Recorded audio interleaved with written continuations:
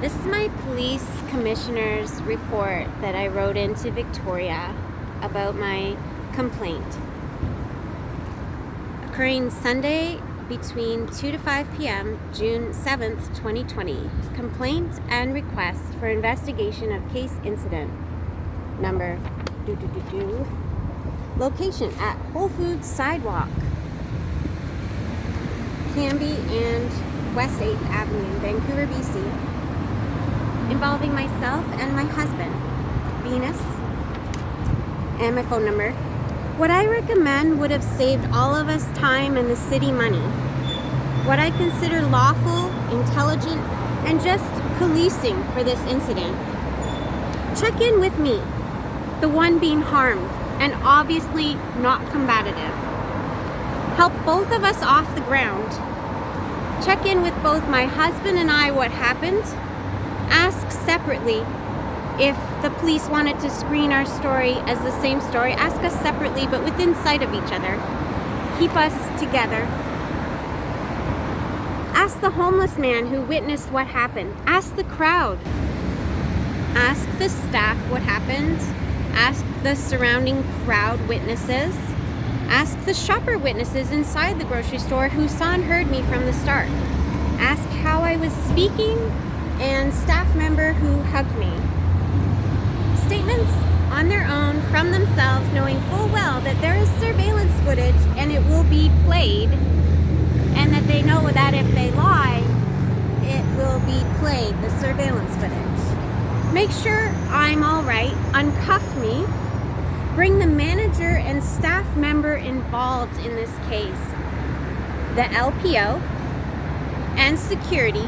Bring us together to a room to view and discuss either at the store or down at the police station. Gather all the footage that day of surrounding stores, inside the grocery store, and the property management video footage from the sidewalk, plus our footage and the homeless man's footage. Make things clear, and plus the cars probably have footage, the police cars. Make things clear between both parties. What was the grocery store's issue with me? Why exactly did they have me arrested? Settle clear arrangement between store and us. Clarify the store's new unstated beliefs. What are they? Clarify that we would not be back because grocery store had new beliefs in place that we didn't believe in and we don't practice. Help us to our car in the garage. Follow up. See how we are. Provide helpful resources for PTSD and physical recovery. Have a legal aid assist us. Charge the LPO and the security and the Whole Foods manager for unnecessary provocative abuse on a Vancouver citizen. Unprotocol behavior and unneeded call to the police. Legal aid. Charge the store and charge the security as payment for any recovery expenses I now need. Charge the store or individuals as a principle of the matter for stepping over the lines. Police brutality is what I experienced, and psychotic manipulation at the hands and command of the sergeant on the scene. The female sergeant on the scene. False accusations, unlawful arrest, abusive behavior during this incident. There were lies on their police report written by one constable out of 5 and one sergeant involved with leading unprotocol behavior. Refusing to acknowledge what surveillance footage actually shows. Refusal to acknowledge anything they did wrong towards me and my husband. Refusal to acknowledge this case at all as unprotocol. Illegal abuse at the command of the store manager and from the store's hired LPO and extra security. Did not apologize for their uncivil behavior. did not tell me they had placed a mental health unit review on their police report. The cops told me they were letting me go because after 3 hours of unlawful detainment abuse, they had finally looked at surveillance and could see I had done nothing illegal. VPD did not tell me I was considered a criminal assaultant, that they let me go because the staff member who went into my arms for mutual consensual hugging is called a victim on the police report, and that she didn't want to press charges. They did not tell me when they let me go out of the paddy wagon. They did not inform me that I was now considered of firearms interest on the police report. 3 security individuals, 1 store manager, with the manager began the incident and called the police. VPD, for many years, I've had a very good relationship with the Vancouver Police Department, and I still do. They are not like the RCMP. They're not as harsh or as unreasonable or as psychotic as the Fed's RCMP. They are fair and they're more reasonable more often. But what is this incident that happened at Cambion West 8, June 7th on a Sunday afternoon? I have never ever had trouble with the law. I have no records or medication for mental health. None. I am a valued member of my Vancouver community in this neighborhood as a massage therapist of 34 years. Healing the community. Understand, this was the week.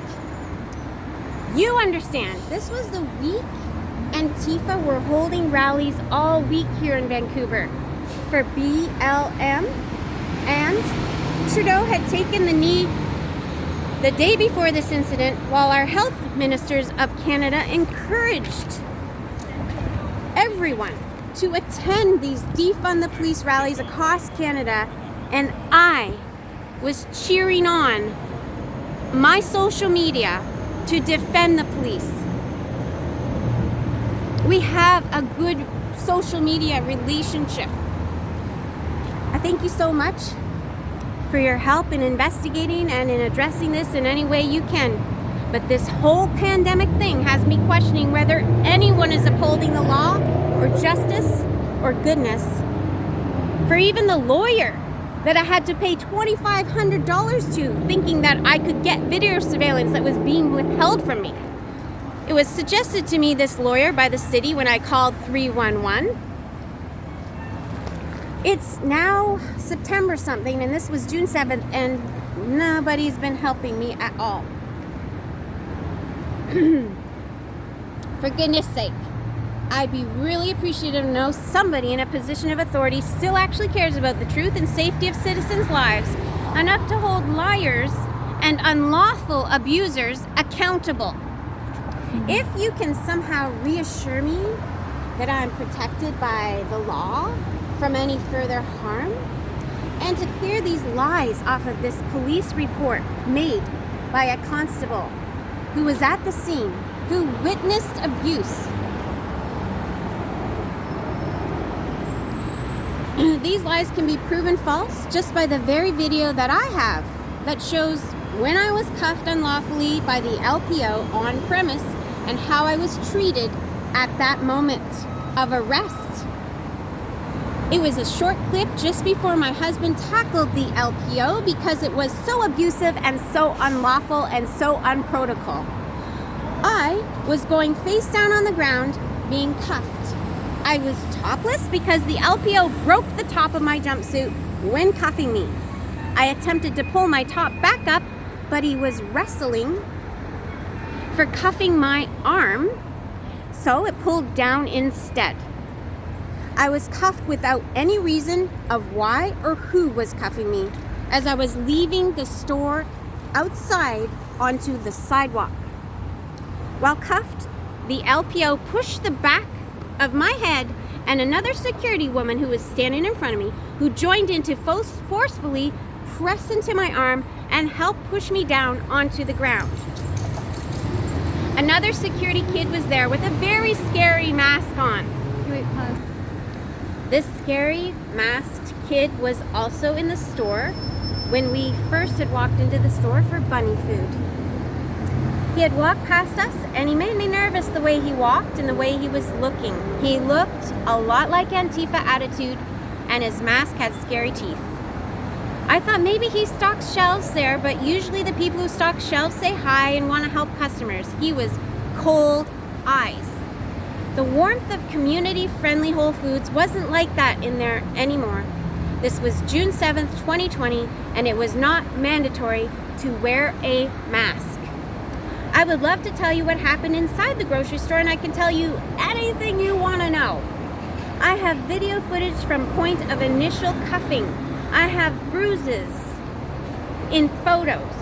I'm sorry for any spelling mistakes in this, but this has been a really difficult for me emotionally and physically, because even my writing isn't up to par, or even to type is like very tiring. To actually witness this happening to me in my neighborhood in writing, to witness what I had to write down, is devastating.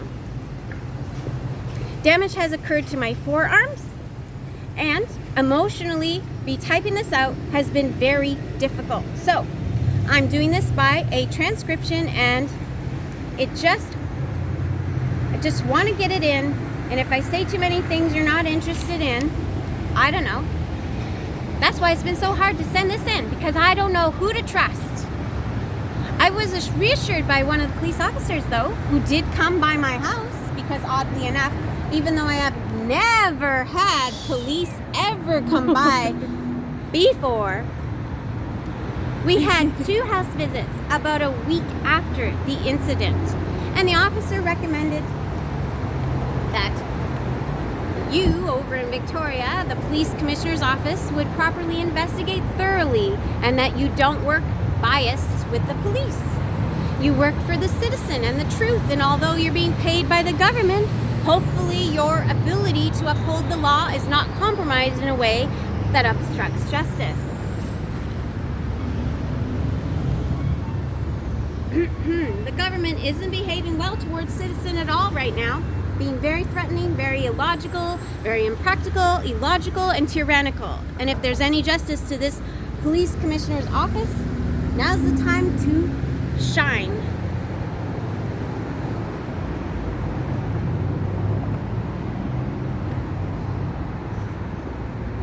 Otherwise, is this how citizens are expected? They are supposed to be treated now? That bullies are in charge? I understand if your hands are tied, and I get it. But if you can untie them, I'd really appreciate that. I'm sure this whole city and this whole country would really appreciate that. I'm sure all of humanity would appreciate that. I'd really appreciate if there's anyone able to address this injustice and these physical, psychological threats in our community and grocery stores on our community sidewalks. Thank you for getting back to me on this.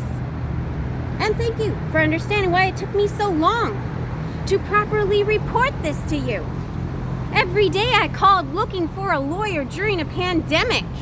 Nobody could deal with police issues, and nobody was even able to take anyone on because everything was backlogged and the courts weren't even open. I don't know what side of the program you're on.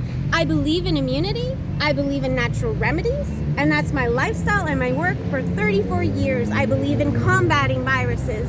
I understand hygiene and immunity, and thank you for getting back to me.